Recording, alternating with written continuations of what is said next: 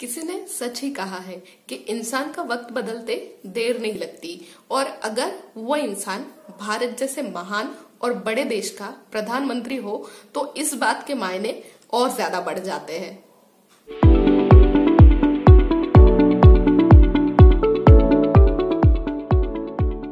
याद करिए वो समय जब 2002 में गोधरा कांड के बाद गुजरात में जातीय हिंसाचार फैला हुआ था।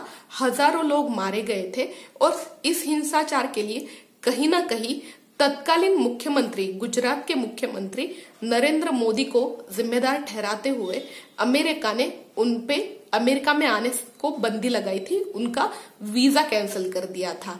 आज वही अमेरिका, उसी अमेरिका ने उनको अपना one of the prestigious award legion of merit से सम्मानित किया है। नमस्कार दोस्तों, मेरा नाम है रेखा और आपका स्वागत है मेरे चैनल ऑफिशियल वड़ा पाव में। दोस्तों, आज हम बात करेंगे भारतीय प्रधानमंत्री नरेंद्र मोदी जी के बारे में। आज सुबह ही खबर आई थी कि यूएस ने मतलब अमेरिका ने उनका one of the prestigious award, जो एक सर्वोच्च सम्मान माना जाता है, वो भारतीय प्रधानमंत्री नरेंद्र मोदी जी को दिया, जिसको कहा जाता है कि legion of merit. Legion of merit एक ऐसा सम्मान है, एक ऐसा अवार्ड है जो अमेरिका के राष्ट्रपति द्वारा हेड ऑफ स्टेट्स या हेड ऑफ गवर्नमेंट्स को दिया जाता है, बाकी देशों को मतलब अदर कंट्रीज को। और ये उन लोगों को भी दिया जाता है, उन सैन्याधिकारियों को भी दिया जाता है जिन्होंने अमेरिका की सैन्य में, अमेरिका की सेना में अपनी सर्वोच्च सेवा प्रदान की है। ये अवार्ड भारतीय प्रधानमंत्री मोदी जी को मिलना, इसके क्या संकेत है? वैसे अगर देखा जाए तो भारतीय प्रधानमंत्री मोदी जी को इससे पहले भी बहुत सारे देशों के सर्वोच्च सम्मान मिल चुके हैं, जिसमें Bahrain, Philippines, Maldives, Saudi Arabia, UAE, ये सारे देश हैं। इन देशों ने इससे पहले भारतीय प्रधानमंत्री नरेंद्र मोदी जी को अपने देशों के जो सर्वोच्च सम्मान है उससे नवाजा है। भारतीय प्रधानमंत्री नरेंद्र मोदी जी की छवि, जैसा कि हम सब लोग जानते हैं, आजकल एक ग्लोबल लीडर के रूप में उभर रही है। उनकी सेकंड टर्म में खासकर अगर बोला जाए 2019 के बाद से जो उनकी एक छवि है इंटरनेशनल लेवल पे, उसमें एक खासे तरीके का बदलाव आ गया है। उनकी पहली टर्म जो थी 2014 से लेके 2019 तक, उनमें उन्होंने बहुत सारे देशों के दौरे किए थे, बहुत सारे देशों की टूर पे वो गए थे और हर देश के साथ उन्होंने ये कोशिश की कि भारत के जो द्विपक्षीय संबंध है, बायलैटरल टाइज या बायलैटरल रिलेशंस जिसको कहा जाता है, वो अधिक मात्रा में सुधरे, अधिक सुदृढ़ हो और इससे भारत और उस देश के बीच में जो व्यापारी संबंध है उसमें भी वृद्धि हो। बहुत बार ऐसा भी हुआ कि जब वो दौरे पे जाते थे तो उनके जो राजनीतिक विरोधी है उन्होंने इस पे बहुत तरीके से टीका टिप्पणी भी की, पर मोदी जी ने इन सब बातों पे कभी ध्यान नहीं दिया। उनके दरमियान भारत के संबंध इन देशों से सुधारने में और ज्यादा आगे बढ़ाने पे जोर दिया। इसका नतीजा ये रहा कि आज भारत इंटरनेशनल लेवल पे या अंतर्राष्ट्रीय लेवल पे एक ग्लोबल लीडर के रूप में उभर रहा है। ग्लोबल लीडर मतलब भारत का आज जो विकास हो रहा है या भारत में जो आजकल जो भी राजनीतिक हलचल होती है या भारत किसी भी चीज के बारे में, किसी भी पॉलिसी के बारे में अगर इंटरनेशनल लेवल पे कोई भी स्टेप या कदम उठाता है तो उसके जो रिपरकशंस होते हैं या उसके जो परिणाम होते हैं हमें इंटरनेशनल लेवल पे भी देखने को मिलते हैं। इंटरनेशनल लेवल पे बहुत सारे देश भारत की भूमिका को बहुत बारीकाई से देखते हैं, बहुत नजदीकी से देखते हैं। इसलिए प्रधानमंत्री मोदी जी को लीजन ऑफ मेरिट ये सम्मान मिलना बहुत महत्वपूर्ण माना जाता है। इसे हम दूसरे तरीके से भी देख सकते हैं। डोनाल्ड ट्रंप, जो कि रिपब्लिक पार्टी को रिप्रेजेंट करते हैं, 2016 में जब में वो सत्ता में आए, यूएसए की, अमेरिका की सत्ता में जब वो काबिज हुए, तब से लेके 2016 से लेके अब तक मतलब 2020 तक भारत के साथ अमेरिका के संबंध एक नई ऊंचाई पे पहुंच गए। भारत और अमेरिका इनके व्यापारी संबंध भी बहुत बढ़ चुके हैं और जो आपस में उनके रिश्ते हैं, जैसे कि हम जानते कि बहुत सारे भारत के विद्यार्थी स्टूडेंट्स अमेरिका में पढ़ाई के लिए जाते हैं और बहुत सारे भारतीय जो है अमेरिका में सेटल हुए हैं अपने कामकाज के लिए। इन सारी चीजों को अगर देखें तो भारतीयों का एक बहुत बड़ा रोल है अमेरिका की अर्थव्यवस्था में और अमेरिका के कल्चर में भी। इसलिए भारत और अमेरिका के संबंध महत्वपूर्ण रहना या अच्छे रहना, ये कहिए कि अच्छे रहना दोनों देशों के लिए बहुत महत्वपूर्ण है। और डोनाल्ड ट्रंप के कार्यकाल में ये संबंध एक नई ऊंचाई पे चले गए। डोनाल्ड ट्रंप और भारतीय प्रधानमंत्री नरेंद्र मोदी जी की दोस्ती तो पूरी दुनिया जानती है। पिछले साल मतलब इसी साल कह सकते हैं 2020 में साल फरवरी में डोनाल्ड ट्रंप भारत के दौरे पे आए थे और उस समय उनका और भारतीय प्रधानमंत्री मोदी जी का दोस्ती का जो प्रदर्शन था वो पूरी दुनिया ने देखा और इस बात से ही साबित हो चुका था कि दोनों देशों के रिश्ते इससे और भी ज्यादा नेक्स्ट लेवल पे या आगे जाने वाले हैं। इंटरनेशनल लेवल पे भारत को एक जिम्मेदार देश के रूप में देखा जाता है।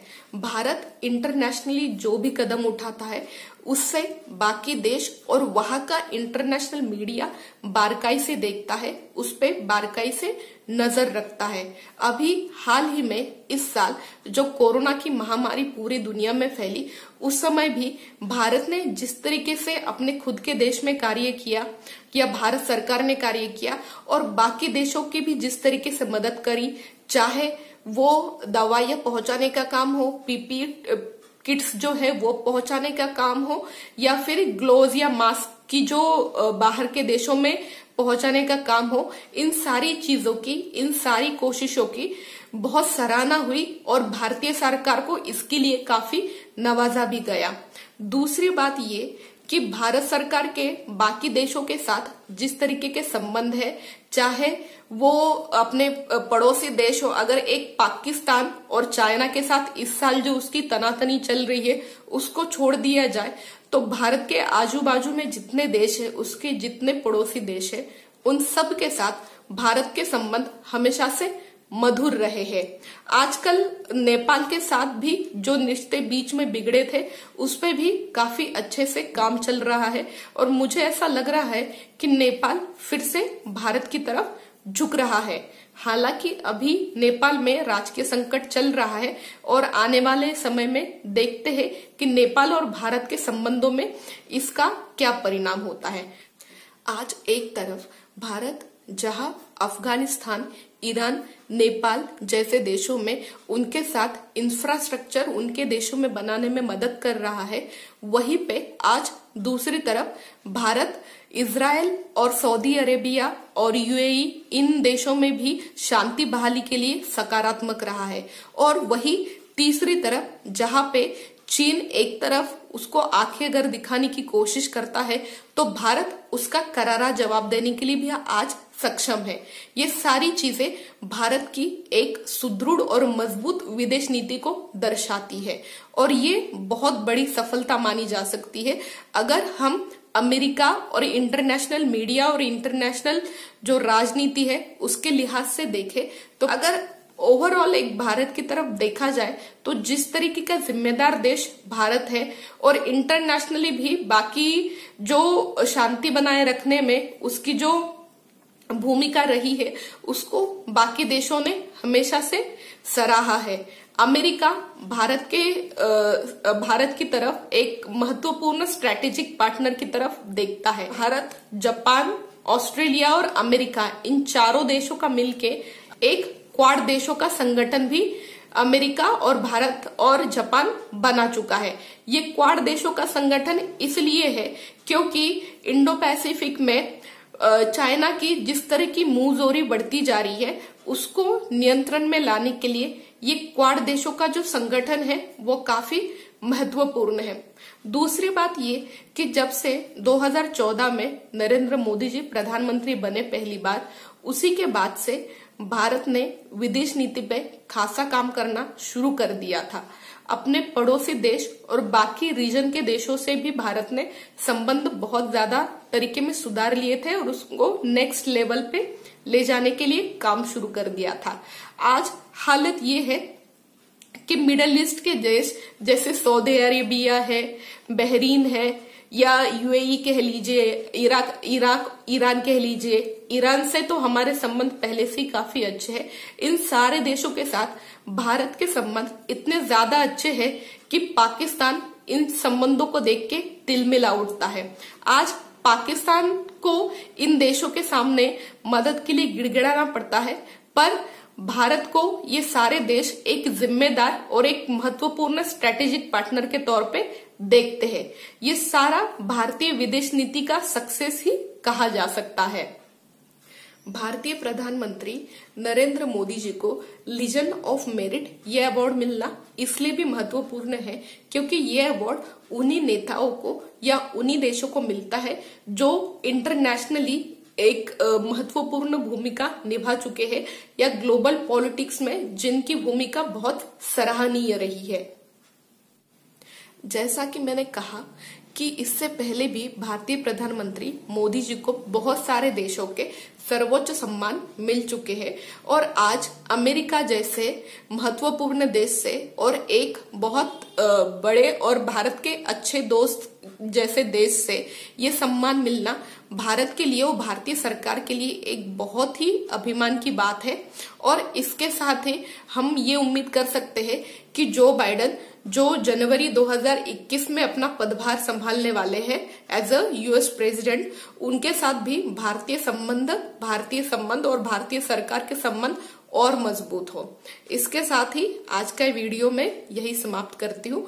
दोस्तों, आपको आज का विश्लेषण कैसा लगा मुझे कमेंट सेक्शन में जरूर बताइए और अगर आपको ये चैनल और इसके कंटेंट पसंद आ रहे हैं तो प्लीज मेरे चैनल को सब्सक्राइब जरूर कीजिए, इस वीडियो को लाइक जरूर कीजिए। अगली बार हम किसी नए विषय के साथ मिलते हैं, तब तक के लिए नमस्कार।